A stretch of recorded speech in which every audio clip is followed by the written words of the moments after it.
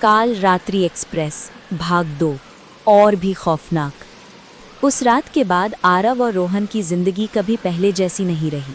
दिन में सब सामान्य लगता था, लेकिन जैसे ही रात होती अजीब घटनाएं शुरू हो जाती।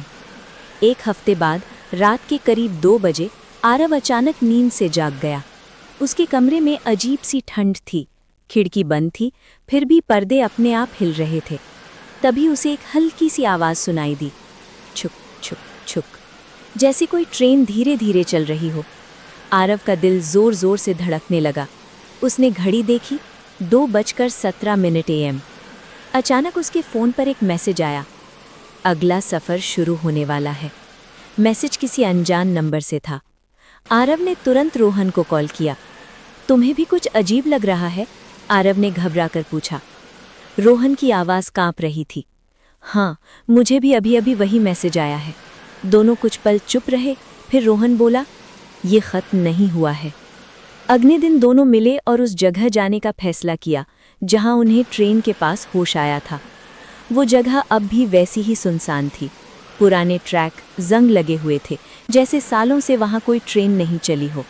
लेकिन जैसे ही वे पास पहुंचे, हवा अचानक ठंडी हो गई और एक जानी पहचानी सीटी गूंज उठी।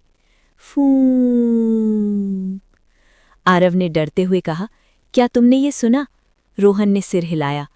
तभी उनके सामने धीरे धीरे धुंध से वही ट्रेन उभरने लगी।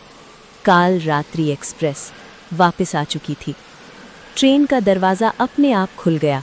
अंदर वही अंधेरा, वही डरावना सन्नाटा, लेकिन इस बार कुछ अलग था। दीवारों पर खून जैसे लाल निशान थे और सीटों पर पुराने फटे हुए टिकट बिखरे पड़े थे। तभी वही बच्चा फिर से दिखाई दिया। इस बार उसकी मुस्कान और भी डरावनी थी। तुम वापस आ गए? उसने धीमी आवाज़ में कहा। आरव ने हिम्मत जुटाकर पूछा, तुम क्या चाहते हो हमसे? बच्चे ने जवाब दिया, तुम दोनों ने उस रात इस सफ़र को अधूरा छोड़ दिया, अब तुम्हें इसे पूरा करना होगा। तभी अचानक एक बूढ़ी औरत सामने आई। उसकी आंखों में दर्द था, डर नहीं।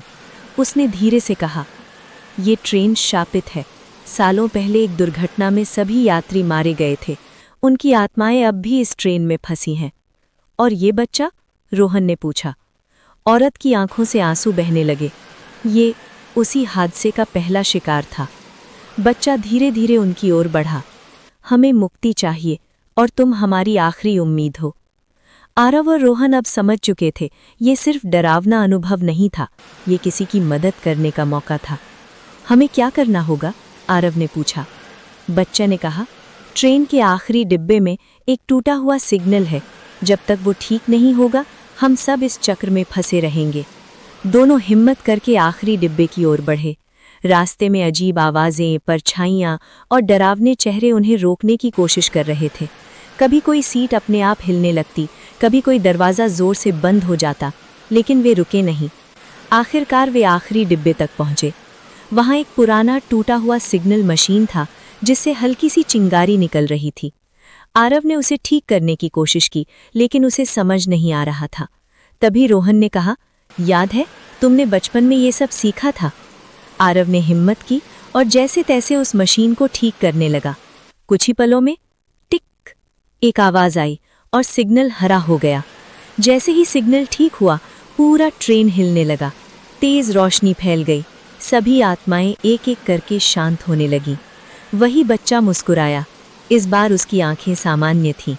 धन्यवाद, उसने कहा और धीरे धीरे गायब हो गया। अगले ही पल आरव और रोहन फिर से उसी सुनसान ट्रैक के पास खड़े थे। ट्रेन गायब हो चुकी थी, सब कुछ शांत था। क्या ये खत्म हो गया? रोहन ने पूछा। आरव ने गहरी सांस ली, शायद। लेकिन तभी दूर कहीं से फिर वही आवाज़ आई, छुक छुक छुक, और ज़मीन पर एक नया टिकट पड़ा था, जिस पर लिखा था, काल रात्रि एक्सप्रेस, अगला यात्री।